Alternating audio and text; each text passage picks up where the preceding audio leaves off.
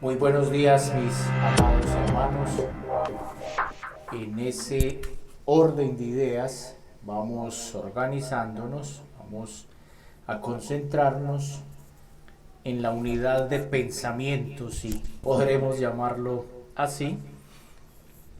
Hoy nos corresponde el capítulo número 25 de la Confesión Bautista de Fe de Londres de 1689 acerca del matrimonio, y vamos a mirar no qué nos pudieron enseñar los puritanos, sino qué nos enseña realmente la Biblia, teniendo en mente y considerando que todo lo que ellos recopilaron, reunieron en esta confesión es netamente bíblico con su respectivo soporte en las escrituras, la sola escritura, la palabra de Dios. Entonces permítame, para agilidad del tema, voy a leer el párrafo 1 y vamos mirando progresivamente su debida explicación. Capítulo 25 del matrimonio. Párrafo 1. El matrimonio ha de ser entre un hombre y una mujer. No es lícito para ningún hombre tener más de una esposa, ni para ninguna mujer tener más de un marido. Gloria a Dios. Uno de los factores que producen dolor fuerte en el corazón de los verdaderos hijos de Dios, note, estoy haciendo énfasis en los verdaderos hijos de Dios, es la destrucción masiva y progresiva de la institución matrimonial.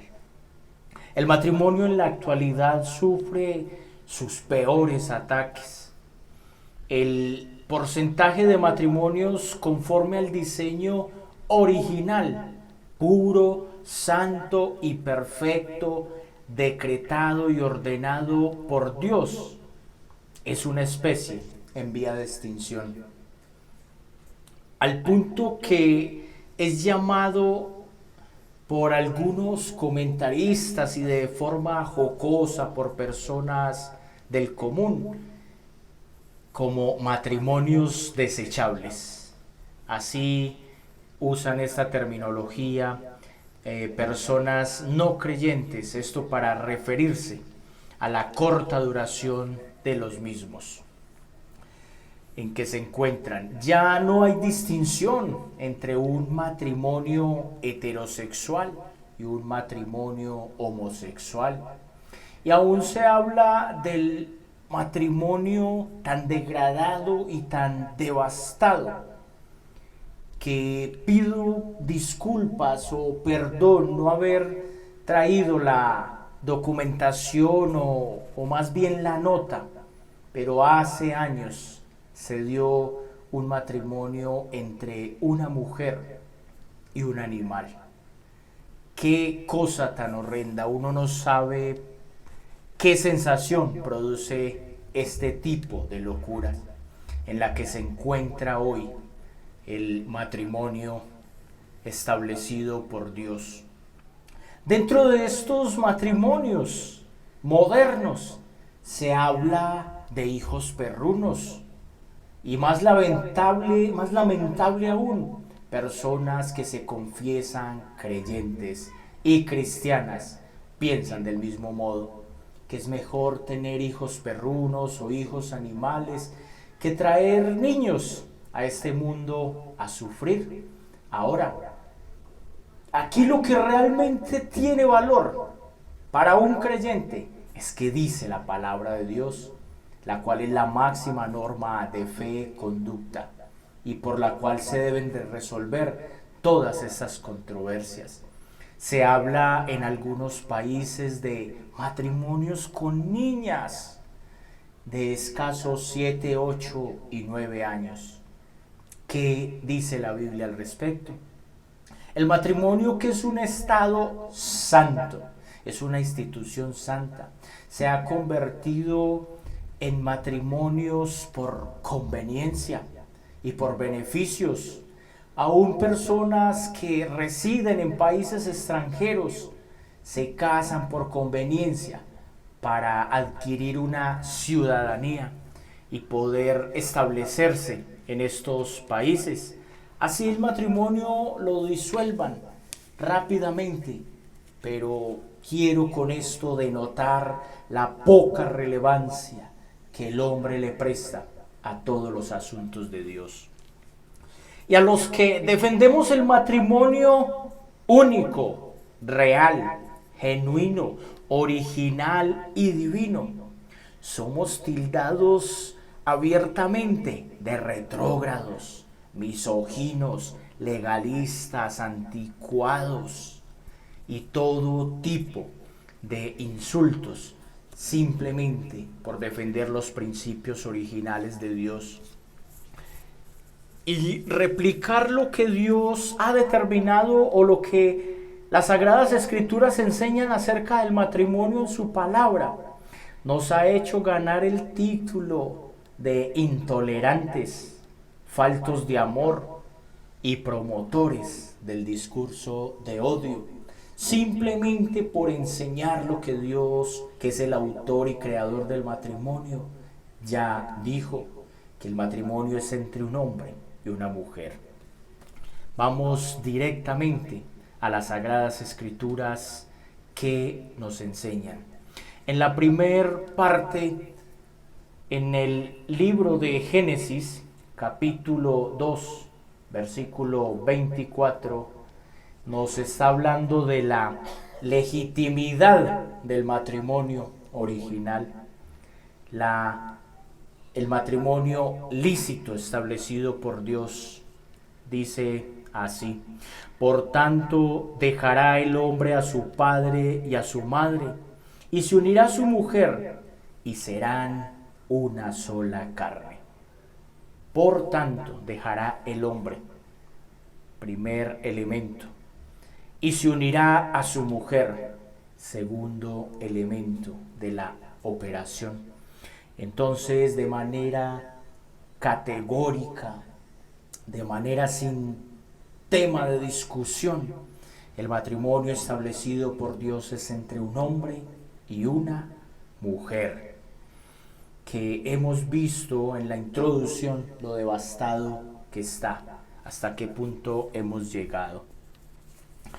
En segundo lugar, ya Jesús mismo, ratificando lo escrito en el libro de Génesis, dice en el Evangelio de Mateo capítulo 19, versículos del 5 al 6, y dijo, recordemos que está hablando Jesús, y continuamos, y dijo, por tanto el hombre dejará a su padre y a su madre, y se unirá a su esposa, y los dos serán una sola carne.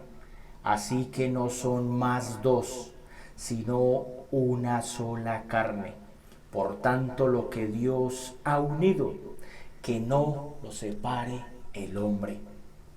Sea ministro, sea un agente del Estado, del gobierno, sea un miembro de la fuerza pública, de las leyes jurídicas y constitucionales de un país. La palabra es muy clara y está diciendo, lo que Dios unió, que no lo separe nadie, no lo separe el hombre.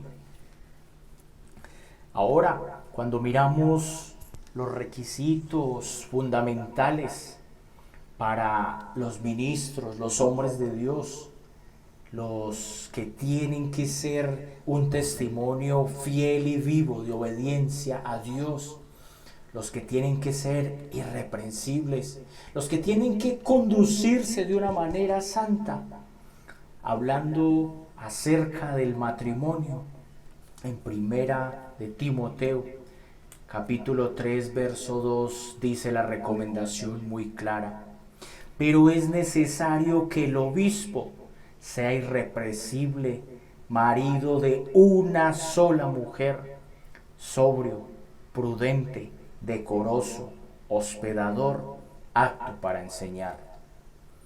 De manera más directa, este versículo nos está hablando con lo que inicia el párrafo número 1,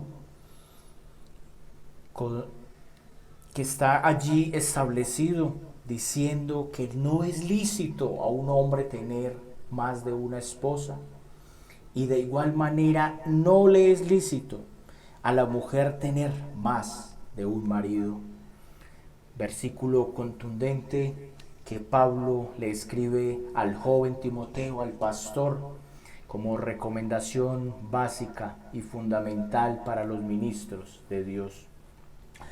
Del mismo modo, permítame leer lo que escribe Tito en el capítulo 1, verso 6, haciendo referencia a los ministros de Dios.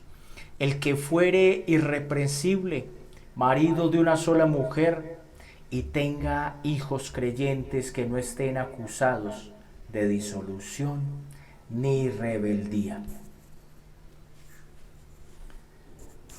Aunque la confesión no nos da un significado de la palabra matrimonio, sino que la confesión arranca directamente haciendo sus afirmaciones, teniendo presente que para los creyentes debe ser muy claro un significado de la institución santa llamada matrimonio. Quiero agregarle o añadir el significado de la palabra matrimonio para que podamos tener una mejor comprensión. Aún su origen etimológico nos afirma y nos declara cómo es el diseño original de matrimonio. Parece que las culturas antiguas tenían muy presente esta definición y este principio básico que hoy es devaluado, atacado, agredido y destruido. El origen etimológico de la palabra matrimonio como denominación de la institución bajo ese nombre deriva de una expresión latina, matrimonium, que proviene de dos palabras. La primera, matris, que significa la matriz, sitio en que se desarrolla el feto, y la segunda, monium, que quiere decir calidad de, o sea, la aportación de la mujer que contrae nupcias para ser madre. En su aspecto natural implica la procreación, es decir, la multiplicación de la especie humana. En su aspecto legal lleva en sí además el reconocimiento social de esa práctica, una sanción jurídica o un término utilizado en los medios forenses o judiciales por los abogados es el matrimonio civil o matrimonio eclesiástico, ambas a través de la celebración de uno o varios contratos, que incluye también cuestiones patrimoniales. Así que a título comparativo habrá de considerarse también el concepto aliado a esa palabra, patrimonium, derivada de las palabras latinas patris, que significa padre, y monium, que quiere decir calidad de.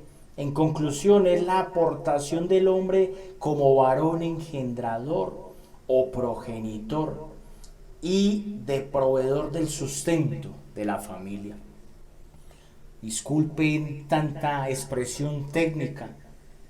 En palabras sencillas, el matrimonio desde su origen, desde sus raíces, aquellos hombres a quienes se les había comisionado como jueces, como doctores de la ley, tenían muy claro y muy presente que el matrimonio solo está instituido, considerado, planeado y planificado entre un hombre y una mujer. Podemos ver de una manera clara, categórica y sin camuflar ni mimetizar que el concepto de matrimonio bíblico es un tema demasiado claro. Nos hacemos la pregunta muchas veces: ¿por qué está siendo tan atacado? ¿Por qué es tan odiado? ¿Por qué es tan degradado? Es precisamente, hermanos, por ese mal, por la maldición de la humanidad llamada pecado, que odia todo el diseño de Dios, toda la originalidad de Dios, todo lo que tiene que ver con Dios, es agredido y destruido por sus enemigos, que son utilizados a través de el pecado que degenera, desagrada y degrada no solo la raza humana, sino la sociedad y por ende todo lo que gira alrededor de la vida y el diseño de Dios. Entonces, redondeando la idea, el primer principio que las Sagradas Escrituras nos enseñan del matrimonio es que sin tema ni espacio para discusión es entre un hombre y una mujer. Los versículos anteriores que leímos nos dan claridad de este tema.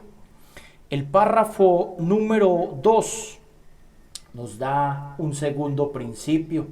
El matrimonio es para la mutua ayuda del esposo y la esposa, la mutua comunión, la mutua compañía. Y dice así, párrafo 2.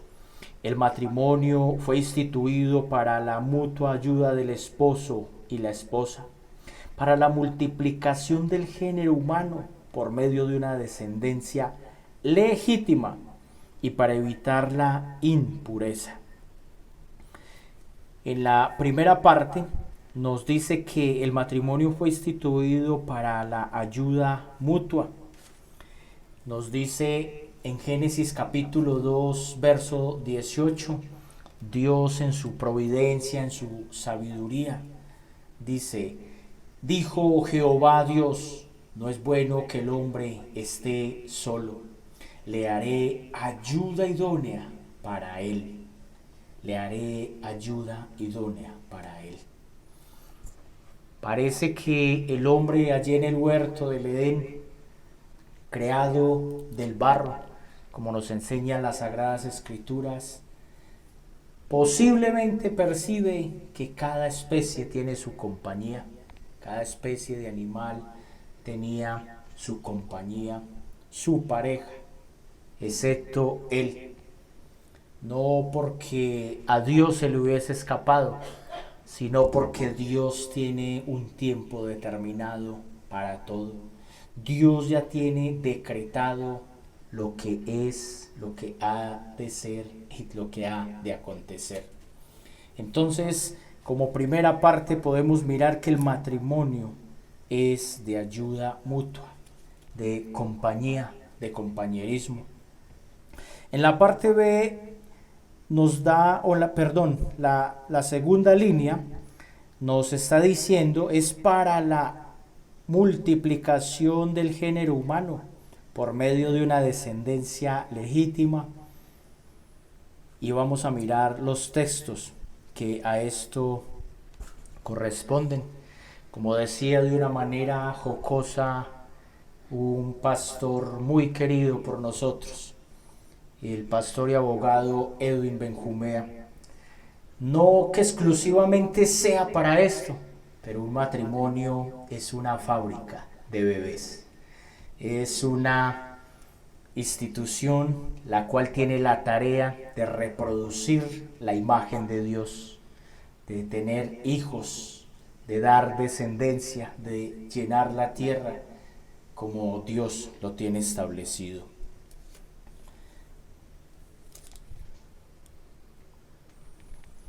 Génesis capítulo 1, verso 28. Acompáñeme y lo leemos juntos. Dice así: y los bendijo Dios, y les dijo Dios: fructificad y multiplicaos, llenad la tierra y sojuzgadla. Señoread en los peces del mar, en las aves de los cielos y en todas las bestias que se mueven sobre la tierra. Hermanos, sin el ánimo de agredir de manera directa a muchos matrimonios, nosotros les podríamos preguntar si comprenden la declaración de este texto, cuando Dios está dando una orden y una instrucción clara. Por eso mencionábamos que no es ajeno desconocer que personas deciden tener animales a cambio de tener hijos, que mujeres, muchas mujeres, determinan no tener hijos, según ellas, para la conservación de una figura anatómica más elegante, más esbelta, donde atribuyen que el embarazo, la gestación y todo este proceso, lo dicen literalmente, las desfigura. No quiero añadir más palabras, simplemente que pudiéramos meditar de manera más profunda en la declaración, en el mandato de este versículo. Es tan interesante que pido disculpas, pero lo quiero leer nuevamente y podamos, como hacían los puritanos, rumiar, meditar en él. Dice: y los bendijo Dios, contundente, está incluyendo a Dios. Y les dijo Dios, nuevamente ratifica: fructificad y multiplicaos, llenad la tierra y sojuzgadla. Es demasiado claro y evidente. También vamos al libro de los Salmos, en el capítulo 127, versículos 3 y 5, dicen así: he aquí que herencia de Jehová son los hijos, cosas de estima, el fruto del vientre, como saetas en manos del valiente, así son los hijos habidos en la juventud. Bienaventurado, recuerde que la palabra bienaventurado es doblemente feliz. Bienaventurado el hombre que llenó su aljaba de ellos. No será avergonzado cuando hable con sus enemigos. No será avergonzado cuando hable con sus enemigos.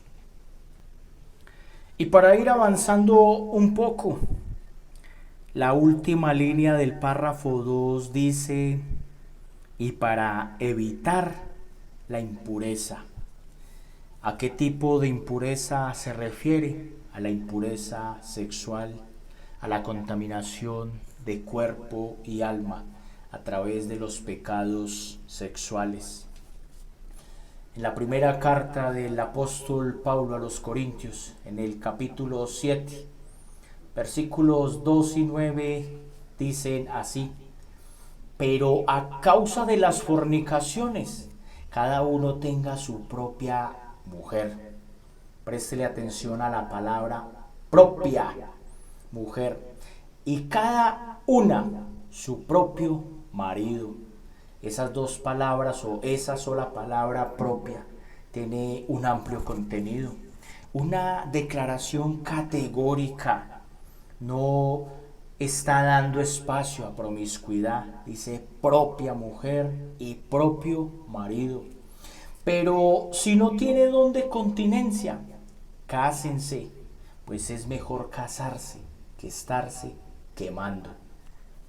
Ahora quiero ser muy claro, no es que el matrimonio es el antídoto contra el pecado sexual, contra los desórdenes sexuales, pero de una manera categórica, en un matrimonio establecido por dos hijos de Dios, es de gran ayuda. Y Pablo es directo al decir: es mejor casarse que estarse quemando.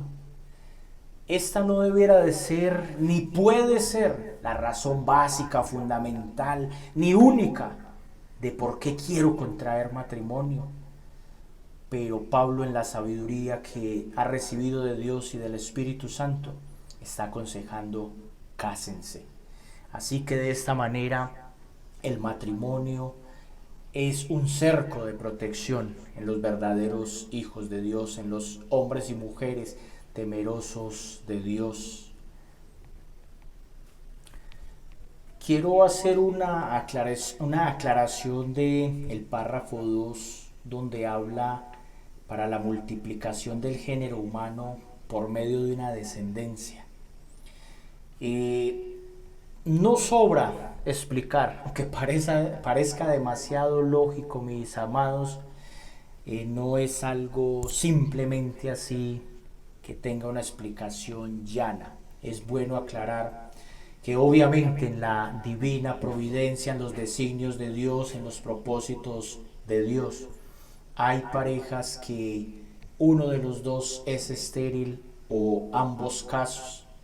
Ya es un asunto muy aparte.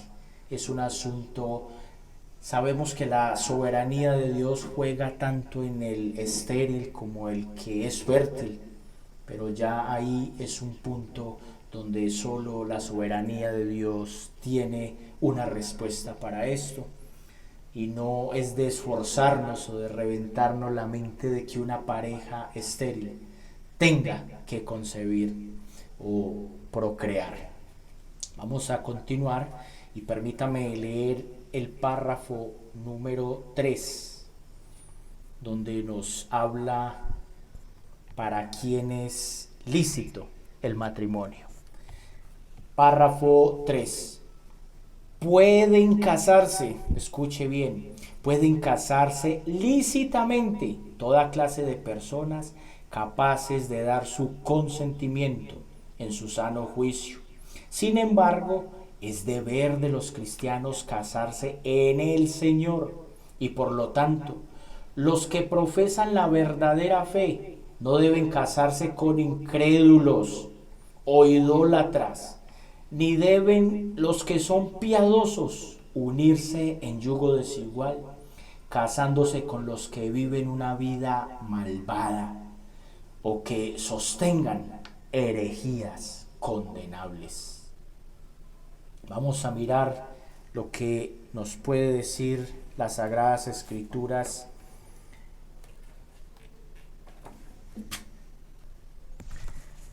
en la primera carta del apóstol Pablo a los Corintios, capítulo 7, verso 39. Leo así: la mujer casada está ligada por la ley a su marido mientras él vive, pero si su marido muere, queda libre para casarse con quien quiera, con tal, quiero leerlo con ímpetu, dice, con tal que sea en el Señor. Esa es la recomendación del apóstol Pablo, el consejo del apóstol Pablo y la confirmación de lo que escribieron nuestros antiguos puritanos en el párrafo 3. Así que de este modo puede casarse lícitamente toda clase de personas, pero hace la aclaración y la advertencia y el consejo divino que les da a los creyentes que por favor se casen con alguien que también está en el Señor, que profesen la verdadera fe. Estos no deben casarse con incrédulos, no deben casarse con idólatras, deben unirse en yugo igual, en creyentes verdaderos y fieles, que tampoco se casen con los que viven una vida malvada y los que sostienen herejías condenables. El pasaje con el que vamos a dar respaldo es muy conocido, bastante conocido, sobre todo cuando éramos jóvenes, hace muchos años, se nos repetía con mucha frecuencia. Segunda de Corintios capítulo 6, verso 14 dice: no os unáis en yugo desigual con los incrédulos, porque que tienen en común la justicia con la injusticia. ¿Y qué comunión tiene la luz con las tinieblas? ¿Qué comunión tiene la luz con las tinieblas? Hermanos, para ninguno de los que nos encontramos presentes ni de los que van a escuchar este audio, para ninguno de nosotros es extraño ni ajeno saber que un matrimonio está compuesto por dos pecadores redimidos por la sangre de Cristo, salvados por la obra de justificación de Jesús en la cruz del Calvario. Si se nos torna difícil el matrimonio a dos creyentes, a dos hijos de Dios que tienen temor, ¿cómo será de infernal o una vida tan ruin y tan difícil de que una persona creyente tenga matrimonio o tome la decisión de unirse en yugo desigual? Casos que tendríamos que tratar en otros temas, cuando uno de los dos cónyuges viene al Evangelio y el otro resiste. Son temas que tendríamos que tratar en otros espacios, pero tú, siendo un hijo de Dios, redimido por la sangre de Cristo, un cristiano verdadero, sería muy lógico, mi hermano, que tú vayas en contra de la palabra de Dios cuando la advertencia es clara. La señal de par está ahí, la señal de advertencia está diciendo: no se unan.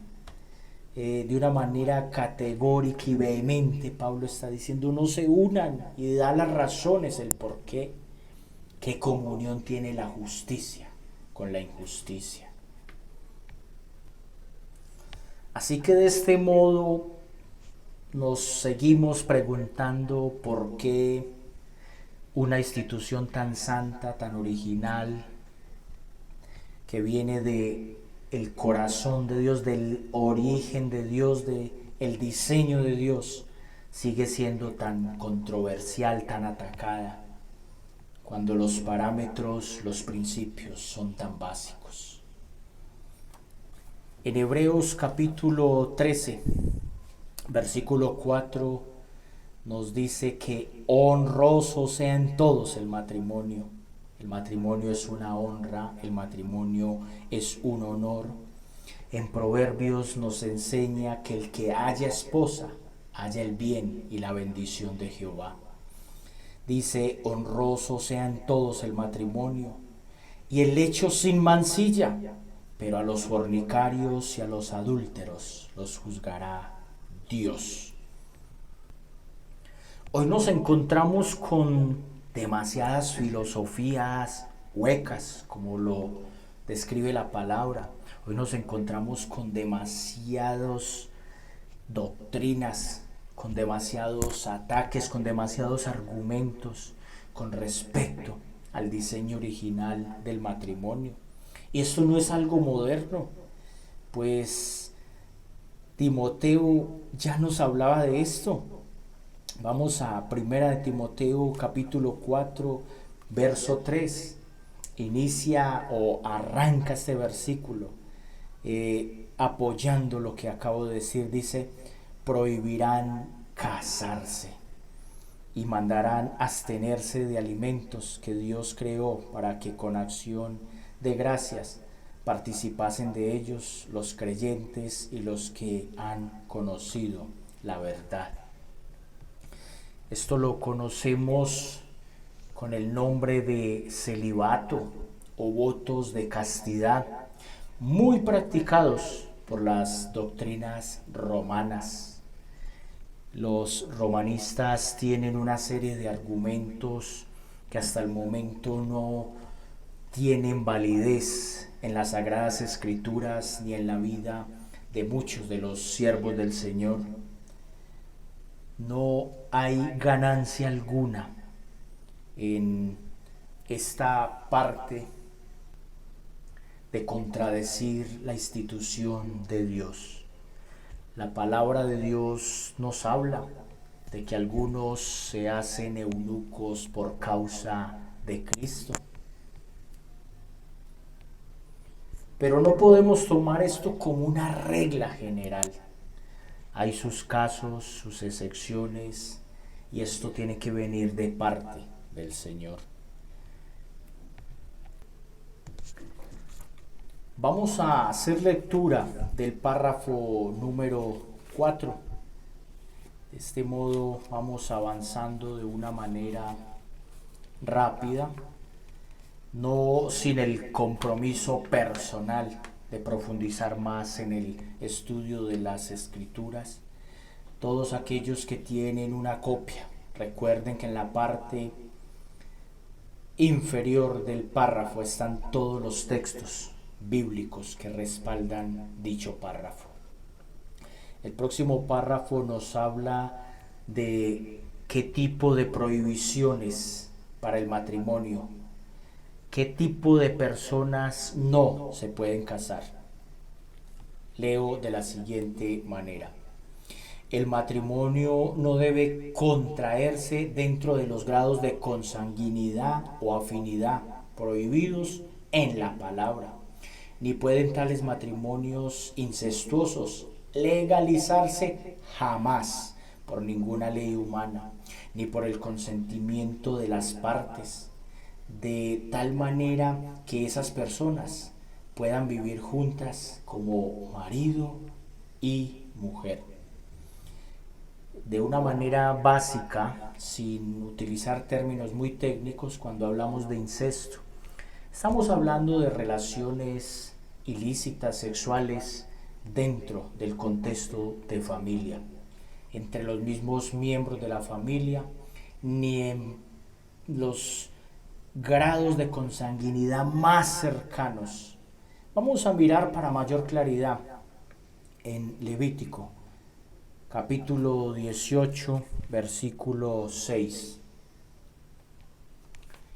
Ningún varón se llegue a su parienta próxima alguna para descubrir su desnudez. Yo, Jehová, habló. Entonces dice, ningún varón se llegue a parienta próxima alguna para descubrir su desnudez. No debe ser básicamente que entre los primos como denominan, primos de primera línea, de segunda línea, entre tíos y sobrinas, no debe ser la causa fundamental por las malformaciones anatómicas o que éstas trae como consecuencia del pecado, de la rebelión y de la desobediencia, sino pensando inicialmente en el obedecer y en el agradar al Señor en todas sus leyes. Las leyes y mandamientos del Señor no se hicieron para discutir, se hicieron para obedecer. En el ejército colombiano hay una frase que aplica bastante bien en este caso. Dice, aquí la más principal hazaña es obedecer. Aquí la más principal hazaña es obedecer. ¿Quién puede combatir o enfrentar los pensamientos de Dios, la mente de Dios, los designios de Dios? Solamente un necio, un hijo de Dios, un verdadero creyente, simplemente dice amén, y así será. El profeta Amós, uno de los profetas menores del Antiguo Testamento, aunque parte de este contexto es diferente al tema que estamos tratando acerca del matrimonio, también nos deja ver un destello en un versículo que encontré, o que contiene más bien la confesión de fe. Dice Amós 2:7: pisotean en el polvo de la tierra las cabezas de los desvalidos y tuercen el camino de los humildes. Y el hijo y su padre se llegan a la misma joven, profanando, agrediendo, atacando, insultando o devastando mi santo nombre. Escuche, el hijo y su padre se llegan. Recuerde que esta palabra se llegan, conoció, en este contexto se refiere al acto sexual. Dice, profanando mi santo nombre. Me recuerda de manera particular un caso que se dio en la iglesia de Corinto, precisamente en la segunda carta, en el capítulo 5, versículo 1. Permítame lo leo para hacer un recorderis, o si usted no ha tenido contacto con este texto, al menos tenga un panorama. Y le repito, lo más importante es que usted pueda estudiar, volver a repasar y estudiar profundamente cada uno de estos capítulos. Dice, de cierto se oye que hay entre vosotros fornicación, y tal fornicación cual ni aún se nombra entre los gentiles, tanto que alguno tiene la mujer de su padre. Caso terriblemente, perdóneme, le repito, aterrador, terriblemente aterrador. Como enseñaba el pastor Gabriel en estos días, también tratando este tema, que esta mujer se hace, aunque no engendró ni gestó a su hijastro, espiritualmente, políticamente es su madre. O sea que de alguna manera estaba teniendo acto sexual con la mujer de su padre. Esto para un necio sería una hazaña, un logro, pero dentro del contexto de la santidad de Dios, del orden de Dios, de la pureza de Dios, no es más que un vil pecado, un atentado, como dijo Amós, que profanan mi santo nombre.